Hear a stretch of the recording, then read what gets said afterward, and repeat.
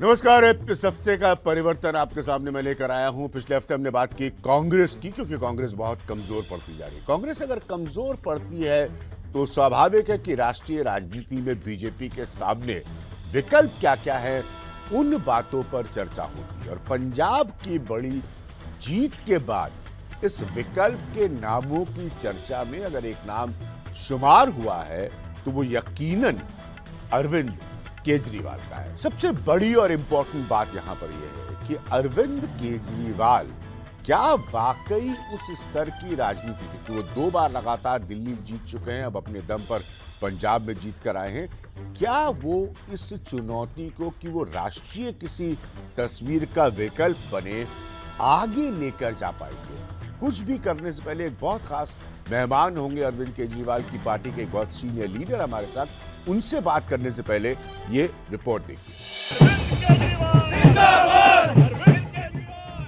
अन्ना आंदोलन के समय सुर्खियों में आए अरविंद केजरीवाल ने कम समय में राजनीति के हिसाब से एक लंबा और अहम सफर तय कर लिया है।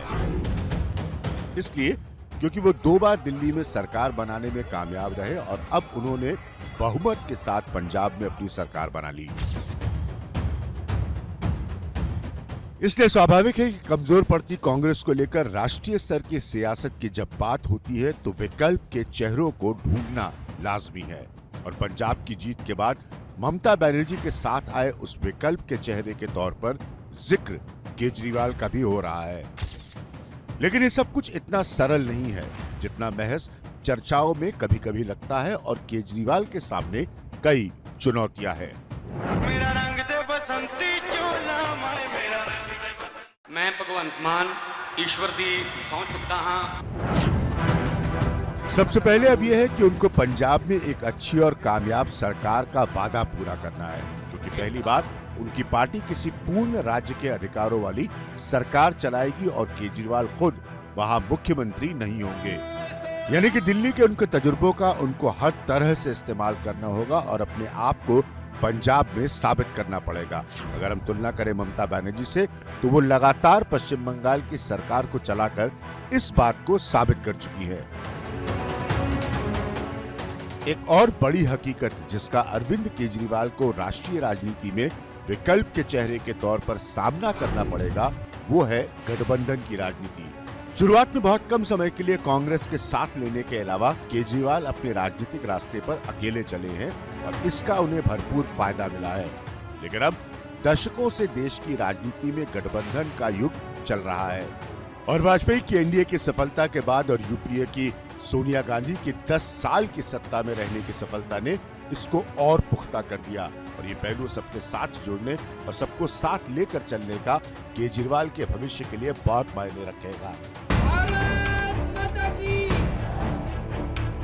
दूसरा एक पहलू ये भी है कि उन्हें अपने संगठन को राष्ट्रीय स्तर पर और भी बड़ा करना होगा। टक्कर बीजेपी से है जिसका स्वरूप सबसे बड़ा हो चुका है और उसके पीछे संघ का भी बड़ा साथ है। ये साफ है कि कांग्रेस जैसी राष्ट्रीय पार्टियों के कमजोर होने के पीछे उसके संगठन का कमजोर होना भी एक बड़ी वजह है। साथ ही भगवंत मान की तरह अलग अलग प्रदेशों में और चेहरों को तैयार करना होगा ताकि पार्टी कुछ राज्यों से और ज्यादा कहीं बड़ी नजर आ सके। कुल मिलाकर पंजाब की बड़ी जीत ने केजरीवाल को कई बड़ी चुनौतियां और वक्त के मौके दोनों दिए हैं, जो सियासत के इम्तिहान में उनका पास या फेल होना भविष्य में मेरे हिसाब से तय करेंगे।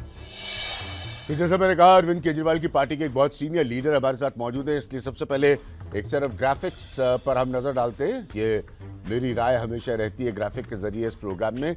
अरविंद केजरीवाल की ताकत क्या है? पहली ताकत मेरे हिसाब से पहली बार कोई क्षेत्रीय दल अपने राज्य के बाहर सरकार बना पाया है। ये बड़ी बात है, ये छोटी बात नहीं है। मैं बरसों से भारतीय राजनीति को देख रहा हूं। दूसरी बात है, 2019 लोकसभा चुनाव के कमजोर पड़ जाने के बाद जबरदस्त पंजाब में वापसी हुई है। ये पॉइंट बहुत इंपॉर्टेंट है समझने के लिए राजनीतिक तौर पर अरविंद केजरीवाल को लेकर।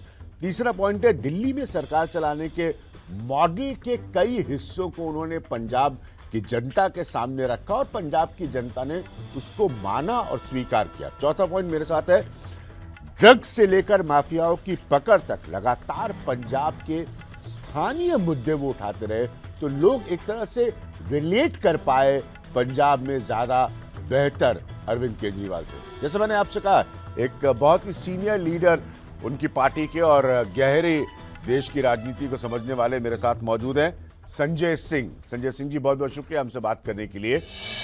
जब हम नेशनल पॉलिटिक्स की बात करते हैं, क्योंकि लोग एक तरह से हताश हो रहे हैं, निराश हो रहे हैं कि ये क्या हो रहा है कांग्रेस के भीतर, कांग्रेस के बारे में बहुत कुछ लिखा जा रहा है, सब लोग आपस में ये कहते हैं कि अरे भाई क्या करें, कोई है नहीं सामने।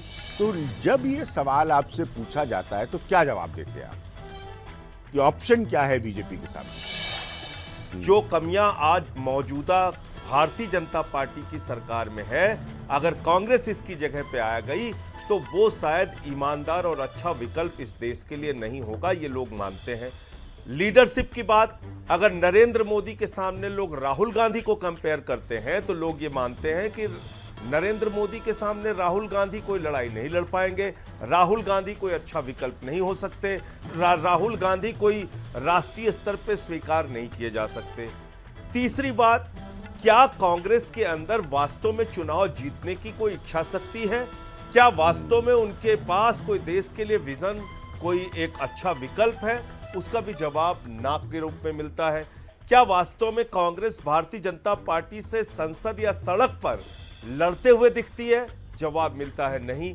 अब सवाल आता है कि अरविंद केजरीवाल और आम आदमी पार्टी को लोग क्यों चुने? हमने एक सरकार चलाई लगभग 7 साल तक और 3 बार हम दिल्ली की सत्ता में आए। एक सरकार बहुत कम समय के लिए चली, 2 सरकार, एक 67 सीटों की बनी, दूसरी अब 62 सीटों की बनी।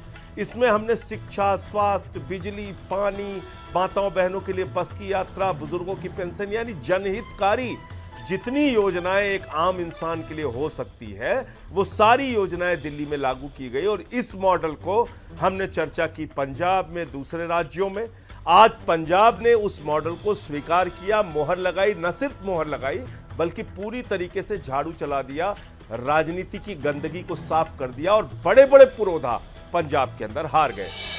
कांग्रेस के झगड़े से कितना फायदा हुआ, क्योंकि ये भी नहीं, तो राष्ट्रीय राजनीति के अच्छा विकल्प से जुड़ा है। अच्छा, ये बड़ा अच्छा सवाल आपने किया विज्ञान जी, लेकिन मुझे बताइए, क्या कांग्रेस उत्तराखंड में नहीं लड़ती? क्या कांग्रेस राष्ट्रीय स्तर पे नहीं लड़ती? उनका तो बिल्कुल G23 ग्रुप बना हुआ है लड़ाई करने के लिए, तो बाकायदा वो तो राष्ट्रीय स्तर पे लड़ रहे हैं, तो लड़ाई तो उनकी हर राज्य में है। क्या हरियाणा में नहीं लड़ती कांग्रेस? क्या गुजरात में नहीं लड़ती कांग्रेस? क्या उत्तर प्रदेश, मतलब कौन सी ऐसी जगह है जहां कांग्रेस लड़ती नहीं? क्या राजस्थान में नहीं लड़ती कांग्रेस? टूटते टूटते बची है कांग्रेस। क्या मध्य प्रदेश में कांग्रेस नहीं लड़ी, जिसके कारण से सिंधिया बीजेपी में चले गए? तो कांग्रेस लड़ती कहां नहीं है? तो कांग्रेस लड़ने वाली पार्टी है और आपस में लड़ने वाली पार्टी है, ये तो स्थापित हो चुका है, प्रचारित हो चुका है, इसमें मुझे नहीं लगता कोई नई बात है। हाँ, ये जरूर मैं कहूंगा कि जो पंजाब की जनता ने बड़े उम्मीदों के साथ कांग्रेस को जिताया था, उससे लोग निराश हुए हैं। झगड़ा तो लोग निराश हुए। हर जगह चल रहा है। मैं वापस आऊंगा राष्ट्रीय राजनीति के विकल्प के पॉइंट पर। देखते जरा केजरीवाल साहब के सामने चुनौतियां क्या क्या है, क्योंकि राजनीतिक आयु उनकी कम है। मेरा पहला पॉइंट यह है कि पार्टी के वोट में केजरीवाल का चेहरा एक बड़ा हिस्सा है। अब उन्हें दिल्ली और पंजाब दोनों की सरकार को संभालना होगा। संजय सिंह बहुत सीनियर लीडर है पार्टी के और बहुत बढ़िया वो मुस्कुरा कर जवाब दे रहे हैं, लेकिन ये सब चुनौतियां हैं अरविंद केजरीवाल की। दूसरा पॉइंट है, भगवंत मान का कोई सरकार चलाने का एडमिनिस्ट्रेटिव एक्सपीरियंस, प्रशासनिक तजुर्बा नहीं है। तीसरा पॉइंट ये है, ड्रग्स से लेकर माफियाओं की पकड़ तक जिन मुद्दों को उनकी पार्टी ने उठाया, और ये बात सच है, अरविंद केजरीवाल की संजय सिंह की पार्टी ने इसको उठाया है, अब उसका समाधान देना पड़ेगा। प्रॉमिस हो गई, वादा हो गया, अब आप डिलीवरी बताइए। चौथा पॉइंट ये है कि राष्ट्रीय राजनीति में क्या केजरीवाल एक विकल्प का चेहरा बन सकते हैं? ये पंजाब में कैसी सरकार चलती है इस पर भी निर्भर करेगा। संजय सिंह, मैं सीधे इस पॉइंट को लेकर आपके पास आ रहा हूं। दिल्ली में बहुत कुछ हुआ, आपने केंद्र सरकार पर आरोप लगाए, उसके किसी इतिहास में मैं इस वक्त नहीं जाऊंगा। पंजाब आपका टेस्ट केस सिनेरियो है, इम्तिहान है, फुल फ्लेजेड सरकार है, बहुमत से आप लोग बनाकर लाए हैं। क्या ये अरविंद केजरीवाल, संजय सिंह जो बड़े नेता है आम आदमी पार्टी के, आप लोगों का सबसे बड़ा इम्तिहान नहीं होगा देश को साबित करने के लिए कि हाँ, हम एक पूर्ण राज्य के अधिकारों की सरकार भी ठीक से चला सकते हैं? 2012 में जब ये पार्टी बनी थी तो सवाल हमारे ऊपर उठाया गया कि ये राजनीति कर नहीं सकते, इनकी जमानत जब्त हो जाएगी। हम चुनाव जीत के आए, हमने पहली बार सरकार बनाई। जब हम सरकार में आ गए तो हमसे कहने लगे साहब ये सरकार चला नहीं सकते। अब 7 साल हमने सरकार चला दी तो दिल्ली मॉडल इतना फेमस हुआ कि अमेरिका के राष्ट्रपति ट्रंप की पत्नी हिंदुस्तान आती है तो वो कहती है हमें केजरीवाल का स्कूल देखना है। तो हमारा एक गवर्नेंस का मॉडल स्थापित हो गया जिसकी चर्चा आज पूरी दुनिया में है। वो है अरविंद केजरीवाल का मॉडल, दिल्ली का मॉडल। अब आ गई बात पंजाब की, जहां पे हमारे पास लॉ एंड ऑर्डर है, जमीन है, पूरी सरकार है। आप देखिए अस्पताल में डॉक्टर बैठने लगे, थाने में थानेदार बैठने लगा, सारे अधिकारी तहसीलों में और डीएम अपने कार्यालय में बैठने लगा। एक स्मूथ काम शुरू हो गया। अब जब वहां पर हमने ये कहा कि साहब गवर्नेंस को लेकर पहली हमारी प्राथमिकता होगी भ्रष्टाचार मुक्त पंजाब, उसके लिए एक हेल्पलाइन जारी करने की बात भगवंत मान जी ने कही कि साहब 23 मार्च को शहीद आजम भगत सिंह की शहादत दिवस पर हम एक हेल्पलाइन जारी करेंगे एंटी करप्शन को लेकर। यह प्रयोग हमने दिल्ली में भी किया था, लेकिन हमसे एसीबी छीन ली गई। वहां पे anti corruption department full fledged सरकार के पास है। और मुझे लगता है कि भ्रष्टाचार पे अंकुश लगाना, यानी रोजमर्रा की जिंदगी में इंसान को जो भ्रष्टाचार का सामना करना पड़ता है, चाहे वो थाने में, चाहे तहसील में, चाहे अस्पताल में, चाहे नौकरियां पाने के लिए, उससे अगर मुक्ति देने में पंजाब की सरकार कामयाब रही तो मैं समझता हूं एक बहुत बड़ी उपलब्धि होगी। दूसरा है एजुकेशन और हेल्थ का, जिसपे हमने दिल्ली में बेहतरीन काम करके दिखाया है। उससे बहुत कुछ पंजाब ने भी सीखा है और जाना है, और यहाँ के हमारे जो अनुभव है उसके आधार पे हम वहाँ मदद भी करेंगे सरकार की।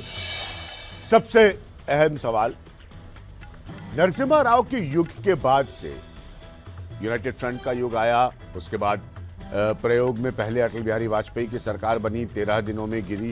लगातार मैं देखता जा रहा हूं राष्ट्रीय राजनीति को, आप जानते हैं गठबंधन इंडियन पॉलिटिक्स की एक रियलिटी है, एक हकीकत है राष्ट्रीय स्तर पर। क्या अपने ऊपर करोड़ों रुपए के विज्ञापन खर्च करके अपने को सेल्फ प्रमोट करने वाले अरविंद केजरीवाल स्वाभाविक तौर पे गठबंधन की राजनीति में यकीन रखते हैं? मैं ये कह रहा हूं अभिज्ञान जी, अगर मैं इसकी चर्चा करने लगूंगा कि विज्ञापन के जरिए कौन कितना प्रचार करता है, तो फिर शायद मैं पूरा हिसाब देने बैठ जाऊंगा कि कब योगी आदित्यनाथ जी ने अमेरिका के मैगजीन में अपना विज्ञापन निकलवाने के लिए क्या क्या क्या किया। वो लंबी चर्चा हो जाएगी। कैसे हमारे प्रधानमंत्री जी हजारों करोड़ रुपए विज्ञापनों पे खर्च करते हैं या कैसे बीजेपी की सरकारें करती हैं, उस बहस में नहीं पड़ते हैं।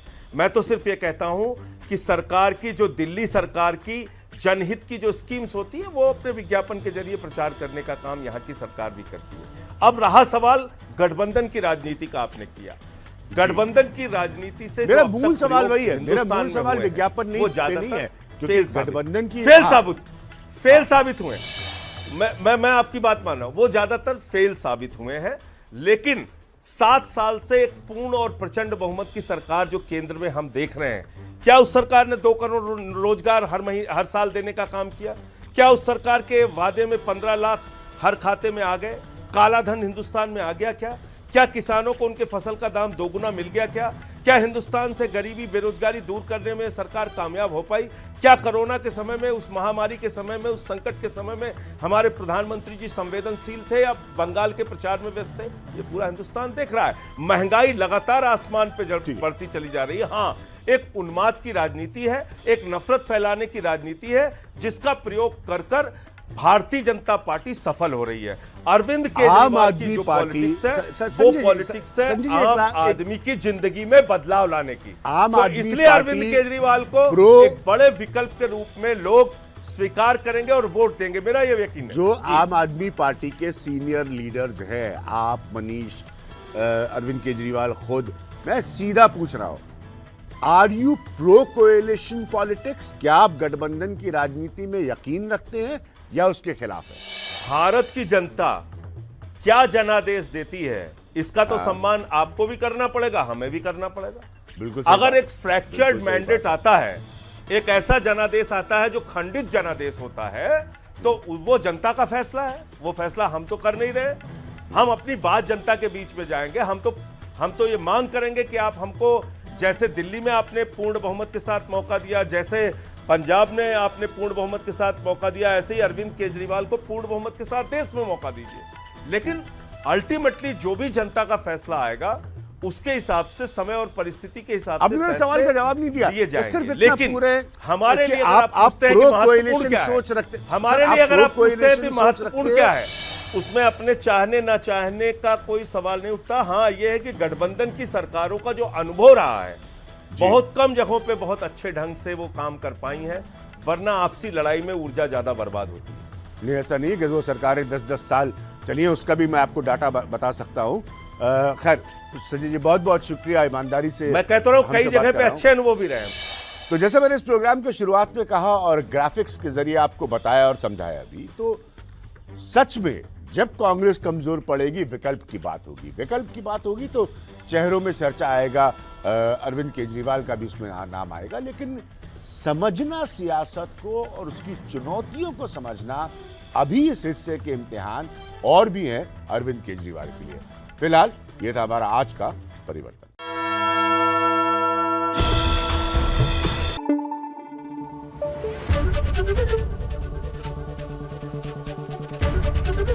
एबीपी न्यूज आपको रखे आगे।